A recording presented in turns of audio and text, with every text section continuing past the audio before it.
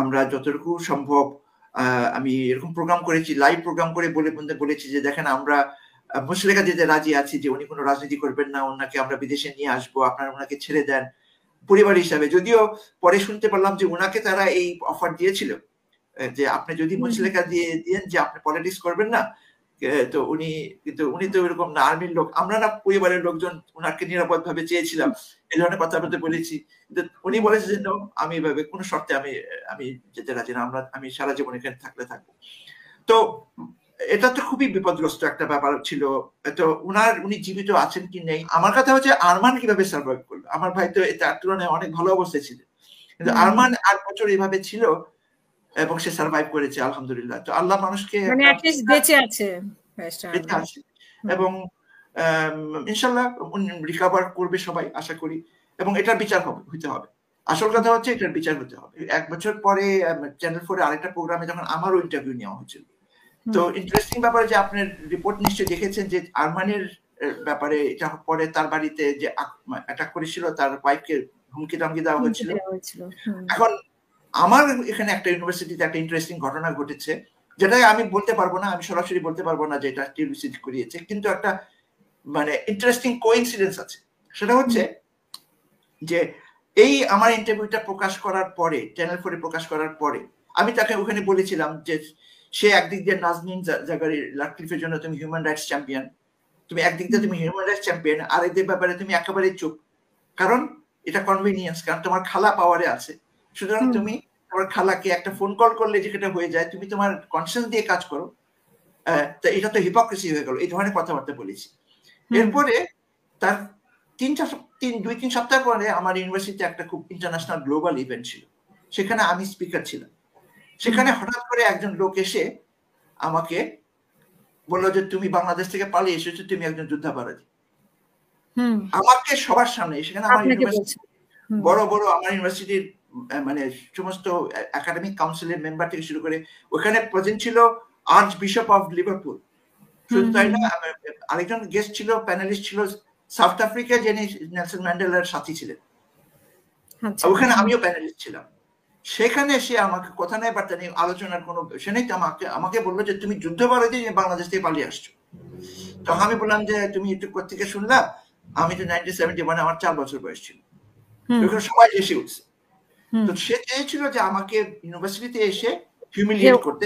সে কোথেকে বাংলাদেশি একজন চেহারা, তাকে আমি আগে কখনো দেখিনি, আমাদের কোন স্টুডেন্ট না, কোথেকে বাংলাদেশি ছিল, বাংলাদেশি কথাবার্তা অ্যাকসেন্ট সব বুঝে যে বাংলা। তখন আমি যখন জবাব দিলাম, কিন্তু সে একটা জিনিস জানে না যে আমার আব্বা অ্যারেস্ট হওয়ার পরে আমি আমার ইউনিভার্সিটিতে সবাইকে জানিয়ে রেখেছিলাম আমার ফ্যামিলির সার্কামস্টান্সেস।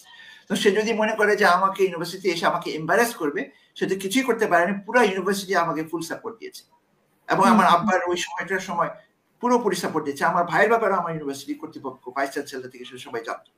তো এটার আগে এবং পরে, আমি 16 বছর ধরে ইউনিভার্সিটিতে আছি, এটা আগে এবং পরে কখনো ওই ধরনের কোনো পরিস্থিতি আমি পড়িনি। শুধু আমার ইন্টারভিউ প্রকাশ করার 2-3 সপ্তাহের মধ্যে একজন এসে, যে বাইরে থেকে এসে এরকম একটা ঘটনা ঘটলো। আমি প্রমাণ করতে পারবো না, আমি কখনো এটাকে আমি অফিসিয়ালি ক্লেম করবো না যে চিফ মিনিস্টার পাঠিয়েছে, বাট ইট ইজ এ মিয়ার ইন্টারেস্টিং কোইন্সিডেন্স। যে যেমন আমার একটা সদস্য, তার বোনকে হুমকি দেওয়া, তার ওয়াইফকে হুমকি দেওয়া হয়েছে, আমার সাথে এরকম ইউকে তে আর করতে পারবে না, কিন্তু আমার ধারণা, এটা একটা ধারণার উপর বলছি, কারণ এটা একটা কোইন্সিডেন্সের কারণে বলছি যে এরকম চেষ্টাও। মানে যেখানে খেলিফ সিদ্দিক আপনাদের মানে একটা ফোন কলের মাধ্যমে এই গুম হওয়া পরিবারকে রক্ষা করতে পারতো, বিশেষ করে আপনাদের দুজনের ব্যাপারে তো তখন আন্তর্জাতিকভাবে সবাই কথা বলা শুরু করেছিল। সেইখানে উনি বলছে যে উনি তখন বাংলাদেশি না, এবং বাংলাদেশের ব্যাপারে বলাতে উনি রাজি না। যখন কনভেনিয়েন্স আমি বাংলাদেশি না, আর যখন কনভেনিয়েন্ট তখন আমি রাশিয়া চলে যেতে পারি, আমি শেখ হাসিনাকে রোল মডেল বলতে পারি, আওয়ামী লীগের মুখপাত্র হইতে পারি, এবং আওয়ামী লীগের লিডার লোকদের দ্বারা দেওয়া ফ্ল্যাটে থাকতে পারি। তো শুনেন, ব্যাপারটা হচ্ছে যে আমি তো, এটা খুব দুর্ভাগ্যজনক, কিন্তু ব্যাপার হচ্ছে যে এই আপনার কনভেনিয়েন্স যে জিনিসটা, এবং এই যে সততা, এখন হাসিনার ছেলে মেয়ে, হাসিনার বোন, তার মেয়ে, শুধু তার মেয়ে না, তার ছেলে কিন্তু বাংলাদেশে ফেক অনেক কিছু যে ফেসবুক অ্যাকাউন্ট শুরু করে ফেক রিপোর্টিং করিয়েছে, এগুলি বের হয়েছে। একটা রিসার্চ অর্গানাইজেশন নাম দিয়ে তারা একদম শেখ হাসিনার অর্থনৈতিক সাফল্যের উপরে ইন্টারন্যাশনাল মিডিয়াতে এটা প্রকাশিত হয়েছে যে সব ফেক। তো এরা সবাই এটার সাথে জড়িত। তার দিলীপের বোন পর্যন্ত এরকম ফ্ল্যাট পেয়েছে। আমার কাছে অবাক লাগে যে একটা পরিবারের সবাই কিভাবে এরকম দুর্নীতি পরায়ণ হতে পারে। বাট আমাদের কিছু করার নেই। আনফরচুনেটলি আমাদের দেশেরই দুর্ভাগ্য আমরা বলবো। জি জি। আমি ব্রিগেডিয়ার আজমি সম্পর্কে আপনার কাছে একটু শুনতে চাই যে যখন উনি গুম হয়ে গেলেন তখন আপনাদের পরিবারের কি অবস্থা হয়েছিল বা আপনারা কি জানতেন? উনি যখন 7 আগস্ট আপনাদের কাছে ফেরত আসলেন তার আগ পর্যন্ত আপনারা আসলে কি জানতেন?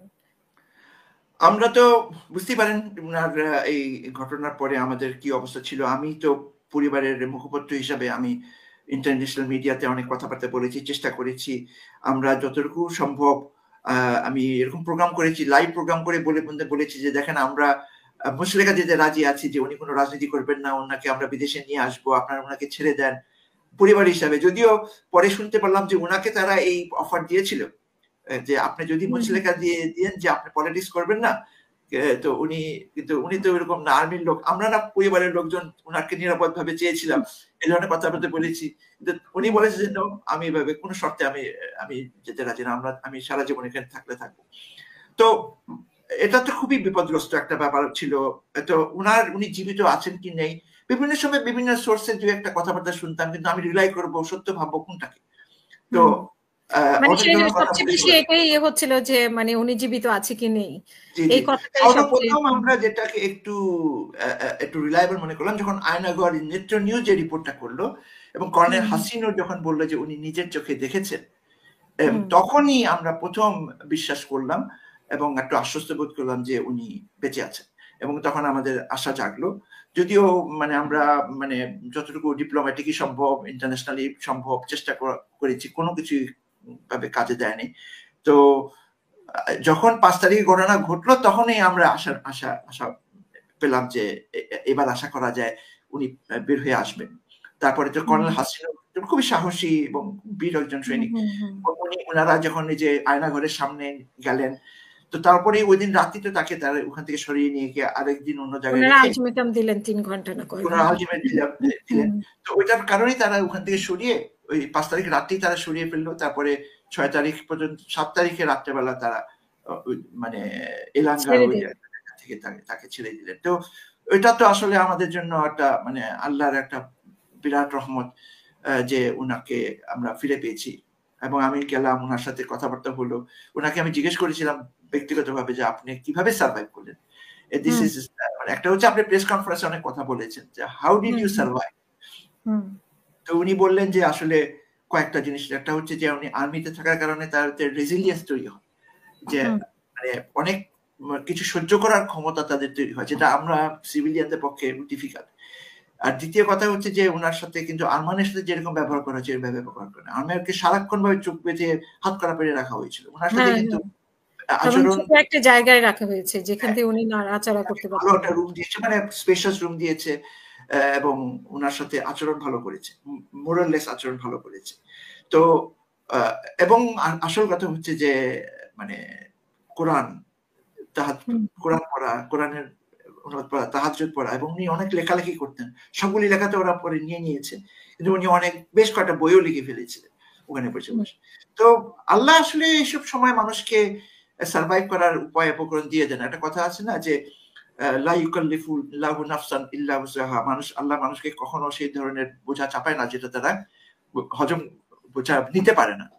মানে আমার কথা হচ্ছে আরমান কিভাবে সার্ভাইভ করলো। আমার ভাই তো তার তুলনায় অনেক ভালো অবস্থায় ছিল, কিন্তু আরমান 8 বছর এইভাবে ছিল এবং সে সার্ভাইভ করেছে আলহামদুলিল্লাহ। তো আল্লাহ মানুষকে মানে অ্যাট লিস্ট বেঁচে আছে এবং ইনশাআল্লাহ রিকভার করবে সবাই আশা করি, এবং এটার বিচার হতে হবে।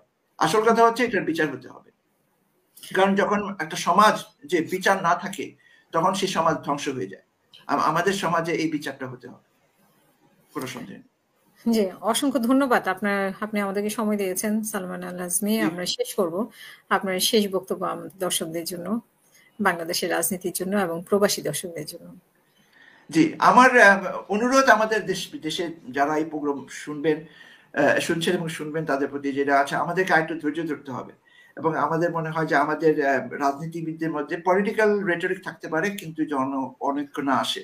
কারণ যেই কষ্টে অর্জিত এই স্বাধীনতা, এই নতুন স্বাধীনতা আমাদের এসেছে, যে ত্যাগের বিনিময়, যে রক্তের বিনিময়, আমরা যদি কেউ একটু স্বার্থান্বেষী, একটু স্বার্থপরায়ণ হয়ে যায়, আমি মনে করি যে তাদের মনে করা উচিত মুগ্ধের কথা, আবু সাইদের কথা, আমাদের মনে করা উচিত সেই শিশুটির কথা, আমাদের মনে করা উচিত সেই শয়ে শয়ে আহত, যাদের চোখ চলে গেছে, যাদের হাত পা চলে গেছে, হাজার হাজার, আমি শয়ে শয়ে চোখের কথা বলছি, যে 4-5 কাটিয়েছে, হাজার হাজার যে আহত, তাদের কথা।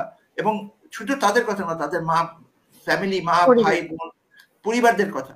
এটা চিন্তা করে আপনারা কিন্তু নিজেদের স্বার্থকে বিলিয়ে দিয়েন না। নিজেদের ক্ষমতার কারণে, নিজেদের স্বার্থের কারণে আপনারা এই স্যাক্রিফাইসকে আপনারা নষ্ট হতে দিয়েন না। তো দেশবাসীর প্রতি আমার আহ্বান যে আমরা ধৈর্য ধরে থাকি এবং গুজবে কান না দিয়ে দেশটাকে গঠন করার চেষ্টা করি। আমরা ফেক নিউজ কিংবা রিউমার সোশ্যাল মিডিয়ায় না ছড়ে দেশের জন্য কিছু করার চেষ্টা করি। আর পলিটিশিয়ানদের প্রতি আমার অনুরোধ যে আপনারা অনৈক্য যেন আপনাদের মধ্যে না হয়, একটা বৃহত্তর ঐক্য যেন আপনারা মেনটেন করতে পারেন। হ্যাঁ, পলিটিক্যাল ডিফারেন্সেস থাকবে, সেটা কোনো সমস্যা না, কিন্তু বৃহত্তর জাতীয় স্বার্থে আপনারা ঐক্যবদ্ধভাবে থাকুন, এই আশা করব। আপনাকে অনেক ধন্যবাদ।